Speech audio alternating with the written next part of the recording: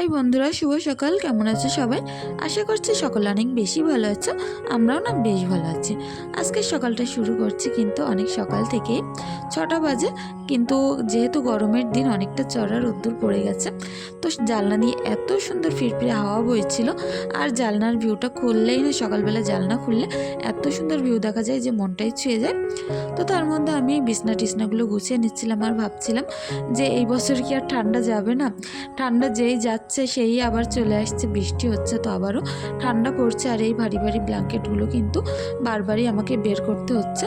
দুবার কিন্তু পরিষ্কার করে কেচে দিয়েছিলাম তুলবো বলে, কিন্তু তুলতে পারিনি, ঠান্ডাটা আবারও পড়ছে। আর যেহেতু আমাদের বাড়িটা একটু মাঠের মাঝখানে, চারিদিকে কিন্তু অনেক ঠান্ডা হাওয়া বয়, কারণ পানি থাকার কারণে চারিদিকে অনেকটা বিল। তো ঠান্ডা হাওয়া বওয়ার কারণে কিন্তু ভোরবেলা প্রচুর ঠান্ডা লাগে, একটা কাতাই কিন্তু কোনো কাজ হয় না। তো এগুলো আমি তুলতেই পারছি না। তো যাই হোক, এখন ঈশা বদমাইশ করছিল, এগুলো উড়িয়ে দিচ্ছিল। তো ওকে একটুখানি সরিয়ে দিয়ে আমি সমস্ত কাজকর্ম গুছিয়ে নিচ্ছি। সকালবেলা তো সিমরান পড়তে চলে গেছে। সিমরানের পিছনে এখন আমার আর কোনো খাটুন নেই, বেশ 1-2 ঘন্টা মতো পড়বে। তো পড়া থেকে আসলে আবার সিমরানের খাবার তৈরি করে দিতে হবে। হাজব্যান্ড যেহেতু দোকানে বসেছিল, তো ভাবলাম আগে কাজকর্মগুলো সুন্দর করে একটুখানি সময় দিয়ে দিয়ে করব। যেহেতু হাজব্যান্ড দোকানে বসলে আমাকে দোকানে দেরি করে গেলেও চলে। আজ হাজব্যান্ড বাড়িতে আছে না, তার কারণে একটুখানি মনটা ফ্রি করে আমি কাজকর্মগুলো করতে পারছি। তো আমরা গ্রামের বউরা যেভাবে ঘরবাড়ি পরিষ্কার করি, গোছাই, পুকুরে কাজকর্ম করি, আর তা বাদে উনুনে কিন্তু কাঠ পাতা কুড়িয়ে রান্না করি, সেটাই তোমাদের সাথে শেয়ার করতে চলেছি। প্লিজ পুরো ভিডিওটি জুড়ে পাশে থেকো, আশা করছি তোমাদের অনেক বেশি ভালো লাগবে। আর এদিকে দুষ্টুটার কাজ দেখো, আমি এদিকে জিনিসপত্রগুলো নামিয়ে নামিয়ে রেখেছিলাম।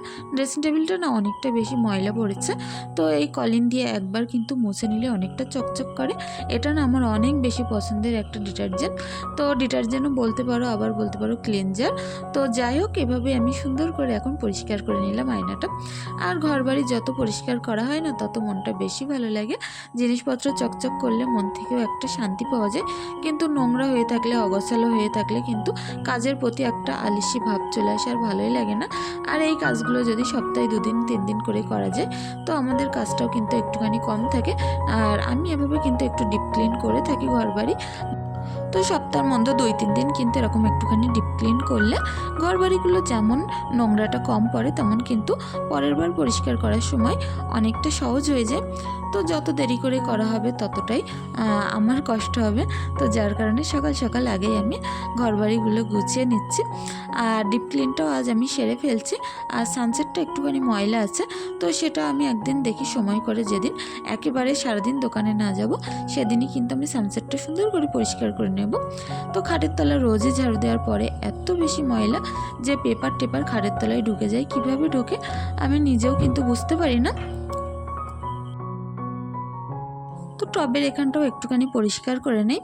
রোজই না ঝাড়ু দেওয়ার পরেও দেখি টব থেকে কিভাবে যে ময়লা ধুলোবালি উড়ে উড়ে ওখানে এসে পড়েছে। তো সেটা পরিষ্কার করে এসে এই ঘরটাও কিন্তু অনেকটাই বেশি অগোছালো আছে। যেহেতু সিমরান ঈশা এখানেও মাঝে মধ্যে খেলা করে, তো ঘরটাও বেশ অগোছালো লাগছিল। তো এটাও আমি সুন্দর করে বিছনার চাদর টাদরগুলো একটুখানি টেনে পরিষ্কার করেই কিন্তু গুছিয়ে নেব। এ ঘরে খাটে খুব একটা কেউ থাকে না, তার কারণে না এই ঘরটা একটু পরিষ্কার পরিচ্ছন্নই থাকে। বিছনার চাদরটা তো নোংরা হয় না বলতে গেলেই চলে, কারণ এই ঘরে খাটে কেউ তো তেমন ওঠে না। তো যাই হোক, এখন আমি মেঝেটাও একটুখানি সুন্দর করে ঝাড়ু দিয়ে পরিষ্কার পরিচ্ছন্ন করে নিয়ে তারপরে কিন্তু বারান্দার দিকে যাব। তো আমার পরিবারের যে আমার যে কিউট বন্ধুরা আছো, যারা প্রতিদিনই আমাকে সুন্দর সুন্দর কমেন্ট করো, তো তাদের নাম আমি, কিছু জনের নাম আমি কাল বলেছিলাম, তো তারা আজ আমাকে আবারও কমেন্ট করেছে অনেক সুন্দর সুন্দর। আর অনেকভাবে আমাকে তারা ভালোবাসা দেয় আমার এই ফ্যামিলির ভিতরে এসে। তো যাই হোক, তার মধ্যে হামিদা খাতুন আমাকে কমেন্ট করেছো, খুব ভালো লাগলো, আপনার ভিডিওর অপেক্ষা করতে থাকি। তো অনেক বেশি ধন্যবাদ বন্ধু, এতটা বেশি আমাকে তোমাদের মনে একটুখানি যে আমি জায়গা করতে পেরেছি, এতটা আমাকে সাপোর্ট করার জন্য। আয়েশা শেখ আমাকে কমেন্ট করেছো যে আপু তোমার ভিডিওটি খুব ভালো লাগলো, ধন্যবাদ বন্ধু। Me and my twin baby আমাকে কমেন্ট করেছো, তার প্রোফাইলের নাম এটা। 23 নাম্বার লাইক দিয়ে তোমার ভিডিওটি দেখছি, খুব ভালো লাগলো, ধন্যবাদ বন্ধু এতটা সাপোর্ট করার জন্য। নীলুফা লস্কর বলেছ যে আপু তোমার ব্লগ আমার অনেক ভালো লাগে, অনেক ধন্যবাদ বন্ধু। মৌসুমি আমাকে বলেছ যে আমার নাম নেওয়ার জন্য অনেক ধন্যবাদ। তো অনেক অনেক ধন্যবাদ আমার তরফ থেকে যে এতটা বেশি ভালোবাসা সাপোর্ট করার জন্য আমাকে। তো যাই হোক বন্ধুরা, তোমাদের কমেন্টগুলো পড়তে পড়তে আমার অনেকগুলো কাজই কিন্তু এগিয়ে গেছে। তো যাই হোক, ওদিকে আমি বাসনপত্রগুলো, কিছুটা বাসনপত্র ছিল রাত্রে মাঝে, সেগুলো উপর করেছি। এখনও না অনেকটা বাসনপত্র আছে, আর সেগুলো মাজার হয়তো এক্ষুনি আর টাইম পাবো না, কারণ দোকানে চলে যেতে হবে। হাজব্যান্ড আমাকে বসিয়ে রেখে বিভিন্ন রকম কাজ করতে বাইরে যাবে। তো তার মধ্যে ঈশার প্যাম্পাসটা বাইরে ফেলে দিলাম, আর ওখানটায় আমি ময়লা ফেলি, কারণ ওখানটা না অনেকটা বেশি গর্ত ছিল, আর ময়লা টয়লা ফেলে ফেলে এখন গর্তটা ভর্তি হয়ে গেছে। এখন দেখো এই জায়গাটা একটুখানি দুধ পড়েছিল, তো সেটাও একটুখানি মুছে পরিষ্কার করে একটুখানি পানি দিয়ে মুছে নেব। এখন না গরমের সাথে সাথে না অনেক বেশি পিঁপড়েও হচ্ছে। যে কোনো জায়গায় একটুখানি খাবারের টুকরো বা কোনো কিছু পড়ার সঙ্গে সঙ্গে একেবারে সাথে সাথে পিঁপড়ে চলে আসছে। তো এই জায়গাটা একটুখানি পানি দিয়ে মুছে নিলাম, নিয়ে আরও বাদবাকি কাজকর্মগুলো আছে, ভাতটাও বসাতে হবে। তো আমি এদিকে প্রেশার কুকারে চাল নিচ্ছিলাম, নিয়ে ভাত বসাবো বলে গুছিয়ে নিলাম। তার মধ্যে হাজব্যান্ড ফোন করলো যে এক্ষুনি দোকানে চলে এসো, আর তার অনেক বেশি জরুরি একটা কাজ আছে, সে বেরিয়ে যাবে। তো যাই হোক, যে কটা চাল ছিল সেগুলো সেইভাবেই রাখলাম, রেখে আমি আবারও দোকানে চলে যাব। তার মধ্যে ভাবলাম এই জামা কাপড়গুলো রেখে গেলে না আর হয়তো সেই দুপুরের আগে বাড়িতে আসতে পারবো না, আর দুপুরবেলা আস্তে আস্তে এই জামা কাপড়গুলো না শুকিয়ে যাবে। তো যত তাড়াতাড়ি থাকুক না কেন, তার মধ্যেও কিন্তু আমি জামা কাপড়গুলো কেচে মেলে দিলাম, দিয়েই কিন্তু আমি দোকানের দিকে চলে যাব। তো গামলা টামলাগুলো ঘরে তুলে রেখে যাই, গিয়ে দোকানে গিয়েই তোমাদের সাথে আবারও দেখা হচ্ছে। তো যাই হোক, এখন বাজে সেই 12টা। তো এখন দোকানে সিমরান এদিকে একটুখানি রসনা নিয়েছে, রসনাটা নিয়ে ভিতরে দেখছিল। একটা ছিল লিকুইড আর একটা ছিল পাউডার টাইপের অরেঞ্জ। তো সেটা দিয়েই সিমরান একটুখানি জুস তৈরি করে খেয়ে নেবে।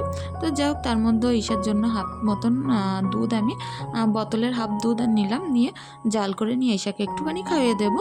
আর ওই যে হাঁসের ডিমগুলো কালকে নিয়েছিলাম, তো সেগুলো ধুয়ে পাত্রে পানি ঝরাতে রেখে দিলাম। আর এদিকে এখন যে দুধটুকু বাকি আছে এটুকু ডিপ ফ্রিজে রেখে দেব। আর সারাদিন যেহেতু একটুখানি খাবে, তো তার কারণে ডিপ ফ্রিজ থেকে বের করে জাল দিলেই হয়ে যাবে, বাইরে রাখলে না নষ্ট হয়ে যাওয়ার ভয় থাকে, আর একটা না বাজে গন্ধ বেরোয়। তো বাইরে আমি রাখলাম না, ডিপ ফ্রিজ থেকে যতটুকুনি লাগবে বের করে করে জাল করে নেব। তো তার মধ্যেও আমি কিছু স্নানটা সেরে কিছুটা জামা কাপড় ছিল কেচে পরিষ্কার করে ধুয়ে দিয়েছি, সেগুলো আমি আবারও মেলে দিচ্ছি। সারাদিন না যতক্ষণ আমার ভিডিও তোমরা দেখতে পাবে, এরকম কাচা ধোয়া আর মাজা ঘষা আমার সারাদিন কিন্তু ফুরায় না। আর তার মধ্যে হাজব্যান্ডকে বললাম যে তুমি যেহেতু বাড়িতে চলে এসেছো, তো হাজব্যান্ড দেখো একটা বড় কুমড়ো নিয়ে এসেছিলো। কুমড়োটা না কালারটা যেমন সুন্দর গাঢ় কালার ছিল, একটা ডিপ কমলা কালার, তো আর খেতেও অনেকটা বেশি ভালো হয়েছিল এই কুমড়োটা। তো হাজব্যান্ড বলছিল যে এই কুমড়োই এখন একটা বড় কুমড়ো নিয়ে এসেছি, পুরো গরমকাল ভোর প্রত্যেক দিন আমার জন্য কুমড়ো রান্না করবে। ওর যেহেতু পেটের প্রবলেম, আর রোজা তো এখন থাকতেই পারছে না কিছু প্রবলেমের কারণে, তো বলছিল কুমড়ো রান্না করে দিতে। ডাক্তার বলেছে কুমড়ো পিঁপে এগুলোই রোজই খেতে, তো সেটাই খাওয়ার জন্য বড় কুমড়ো এনেছে। তো আমি বলছিলাম আমাকে একটু বাড়িতে দিয়ে আসো, তুমি তো চলে এসেছো। তো তারপরে আমি বাড়িতে চলে আসলাম, এসে কিন্তু সবজি টবজি যেগুলো দোকানে ছিল সেগুলো সুন্দর করে গুছিয়ে নিয়ে বাড়িতে চলে এসেছি। তো আজ রান্না করব একটুখানি পটল শাক আর কুমড়ো ডাঁটা, গাছেরই ডাঁটা বাড়ির, তো তার কারণে ভাবলাম একটু হালকা পাতলা রান্নাই করব। 2 পিস পেটি মাছ আছে ফ্রিজে ভাজা, তো সেই 2 পিস দিলে আমার হয়ে যাবে। আর হাজব্যান্ডটার সিমরান ঈশার জন্য ডিম সিদ্ধ করব। ওরা মাছের থেকে বেশি ডিম খেতেই ভালোবাসে, ঈশা আমার মতো একটু মাছ খেতে ভালোবাসে। তো ও যদি খায় ওকে দেবো, আমি খাবো। 2 টুকরো মাছ আমাদের হয়ে যাবে। এদিকে কিন্তু উনুনটাও সুন্দর করে লেপে মুছে নিলাম। আমরা গ্রামের বউরা না উনুনে রান্না করতে একটু বেশি ভালোবাসি, আর পাতা খোলায় রান্না করতে না অনেকটা বেশি ভালো লাগে। সবসময় গ্যাসে রান্না করতে একেবারেই ভালো লাগে না। এদিকে দেখো পটল শাক, আলু, পেঁয়াজ, আদা রসুন, কুমড়ো সব কিছু আমি একটা পাত্রের মধ্যে নিয়ে নিয়েছি। তো কুমড়োগুলো এখন সাইজ মতো করে কেটে নেব, যেমন সাইজ আমার দরকার ঠিক তেমনভাবে কেটে টুকরো টুকরো করে নেব। আর ওদিকে দেখো কতগুলো ডাঁটা আমার হাজব্যান্ড পেরে দিয়েছিল, এর থেকে অর্ধেকটা আবার আমার যাকে আর আমার ননদকেও কিন্তু দিয়ে আসতে গেছে হাজব্যান্ড, দিয়ে আবারও দোকানে গেল আমাকে বাড়িতে নামিয়ে রেখে। তো এখন কিন্তু বাজে 2টো, আর 2টোর সময় থেকেই কিন্তু রান্নাটা আমি স্টার্ট করছি। 3টে সাড়ে 3টের মধ্যে হয়ে যাবে। একটা চুলো না যাতে একটু রান্না করতে দেরি হবে, আর 2 চুলো হলে তো বলার কথা নেই, অনেকটা তাড়াতাড়ি রান্না হয়ে যায়। এদিকে ঈশা বারবার ঢুকছিল বেরোচ্ছিল, খেলা করছিল। ওনা বাড়িতে আসলে অনেকটা বেশি মজা পায়, কারণ আমাদের বাড়ি অনেক জায়গা, দোকানের ভিতরে একেবারে একটুখানি জায়গা। এখন তো আমি তো যেহেতু রোজা ছিলাম, আমি খেতে পারবো না, আমি তো সেই সন্ধ্যার পরেই খাবো। হাজব্যান্ডই খাবে। তো হাজব্যান্ড বলছিল যে দেরি করে রান্না হলেও অসুবিধা নেই, রোজদার মানুষকে না কাটানোই বেশি ভালো। তো যাই হোক, সেভাবে রান্নাটা করছিলাম। 3টে সাড়ে 3টের মধ্যে রান্না করে আবারও দোকানে যাব। আর ইফতারির জন্য আজ তেমন কিছু এখন আর করছি না, কারণ রোজই বেশি বেশি ইফতারির জন্য গোছালে প্রত্যেক দিনই আমার জন্য ইফতারিগুলো বেশি থেকে যাচ্ছে, নষ্ট হচ্ছে। তো সন্ধ্যাবেলা শুধু একটুখানি দোকান থেকে ঘুগনি মুড়ি আনিয়ে নেব, আর একটুখানি যদি সময় পাই তো চপ করে নেব, নিয়েই ইফতারিটা কমপ্লিট করে নেব। তো বাড়ি উনুনে এসেছিলাম রান্না করতে, মনটা অনেকটা ভালো লাগছিল। চারিদিকে ধরো বাড়িতে আমার গ্রামের চেনাশোনা মানুষ, আর দোকানে ওখানে তো একেবারে আনকা জায়গা, আনকা মানুষ। আর এখানে না আমার বাড়ি এত বেশি লোকজন সারাদিন চলাফেরা করে, আর তাদের সঙ্গে গল্প করি, রান্না করি, অনেকটা বেশি ভালো লাগে। তো যাই হোক, এখন কড়াটা বসিয়ে দিয়ে ভাতটা যেহেতু আমি আগেই করে নিয়েছি, আর এখন আমি উনুনে এই যে সবজিগুলো করে নেব। যে পটল শাকটা কেটেছি, পটল শাক আর তার মধ্যে একটু আলু দিয়েছিলাম, একটু তেতো তেতো করে রান্না করব। পটল শাক না খেতে প্রচুর বেশি ভালো লাগে, তো আমার তো অনেক বেশি পছন্দ। আর বন্ধুরা, আজকেও বলতে চাই প্রতিদিনের মতো যে তোমাদের যদি আমার ভিডিওটি দেখে সামান্য ভালো লেগে থাকে, যারা আমার চ্যানেলটি এখনও সাবস্ক্রাইব করোনি, প্লিজ চ্যানেলটি সাবস্ক্রাইব করার অনুরোধ রইল। আর যদি বেশি কিছু ভালো লেগে থাকে, অবশ্যই একটি লাইক, একটি কমেন্ট করে দিয়ে যাও। যারা চ্যানেলটি আগে থাকতেই সাবস্ক্রাইব করে রেখেছো, তাদেরকে তো অসংখ্য ধন্যবাদ। এদিকে দেখো, অনেকক্ষণ যাবৎ নাড়াচাড়া করার পরে পুরো এর গায়ে থেকে তেল ছাড়তে শুরু করে দিয়েছে। এখন আমি ঝোলটা দিয়ে দিলাম, কষিয়ে এখন একটুখানি সামান্য ঢাকা দিয়ে জিরে মরিচের গুঁড়ো দিয়ে নামিয়ে নিলেই কিন্তু সবজিটা আমার রেডি হয়ে যাবে। 10 মিনিট মতো ঢাকা দিয়ে আমি এদিকে ভাবলাম জালটা আস্তে করে দিই। আর কাঠে রান্না হচ্ছে, তো কাঠ পাতায় একটা কাঠ দিয়ে এসছে, তো কাঠটা আস্তে আস্তে জ্বলবে, রান্নাটা হবে। তার মধ্যে বাসনপত্রগুলো মেজে নেব। সারাদিন না কোন কাজটা করব, 2 জায়গা হলে এরকমই অসুবিধা হয়। এখানে মেজে দোকানে যাচ্ছি, দোকানে মাঝছি, দোকান থেকে করে এখানে আসছি, তো এখানে হচ্ছে সারাদিন এরকমভাবেই চলতে থাকছে। হাত পার কখনোই বিরাম আমি রাখতে পারি না।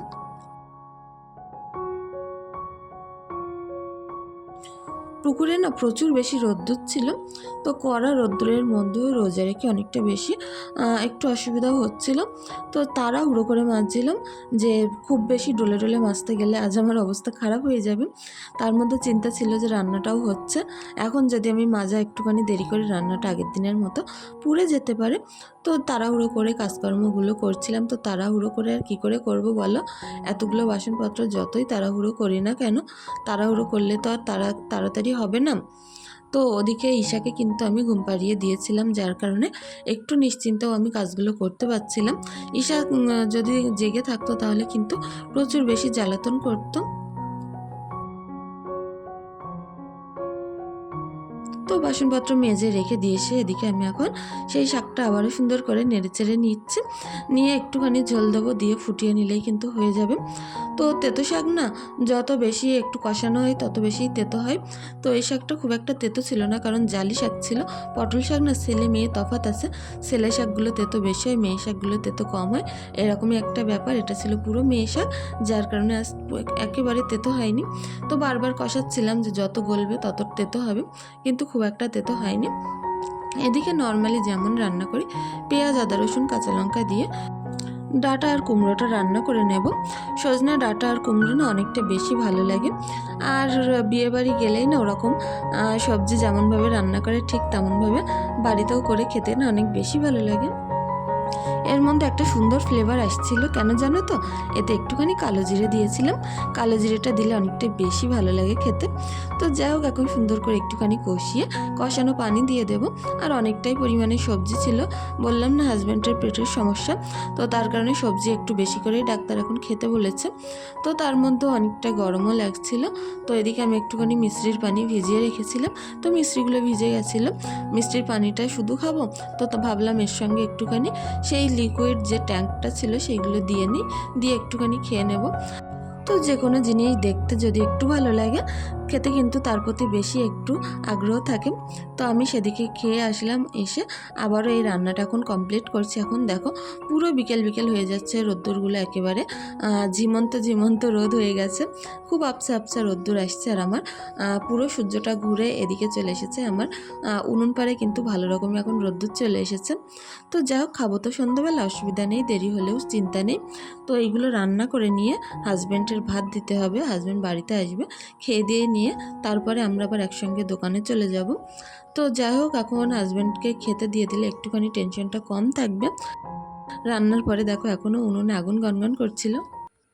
তো এখন বাজে 3টা, সকল কাজকর্ম সব কিছু আমার হয়ে গেছে। আর দোকান থেকেও আমি বাড়িতে চলে এসেছিলাম। 3টে বাজে সকল কাজকর্ম সব কিছু হয়ে গেছে। অবশ্যই আশা করছি তোমরা পাশে থাকবে, পুরো ভিডিওটি দেখবে, অবশ্যই তোমাদের অনেক বেশি ভালো লাগবে। তো হাজব্যান্ডকে এদিকে খেতে দিয়ে দিয়েছিলাম, এদিকে এই পটল শাক আর এদিকে ডাটা আলু আর ওই ডিম ছিল। তো এগুলো দিয়ে খেতে দিয়ে আমি ওদিকে ব্যাগটা গোছাচ্ছিলাম। তো রোজই সন্ধ্যাবেলা ইফতারি করি, আর আজ ইফতারি করার পরে ভাবলাম অনেক দিন যাবতীয় চা খাওয়া হচ্ছে না। তো আমার চা খাওয়ার প্রতি একটা আলাদাই ভালোবাসা, একটুখানি চাও খেয়ে নিয়েছিলাম। সন্ধ্যাবেলায় বাড়িতে চলে আসলাম আবারও। আসার পরে ঈশার জন্য, সিমরানের জন্য দুটো ম্যাগি করে নিচ্ছি। ওদিকে মগের মধ্যে ঈশার দুধটা জাল করতে বসানো আছে। তো আজকের ভিডিওটি হয়তো আর বেশি দূর বাড়াতে পারবো না। তোমরা যে যেখান থেকে আমার ভিডিওটি দেখছো, প্লিজ চ্যানেলটি সাবস্ক্রাইব করে পাশে থাকতে পারো।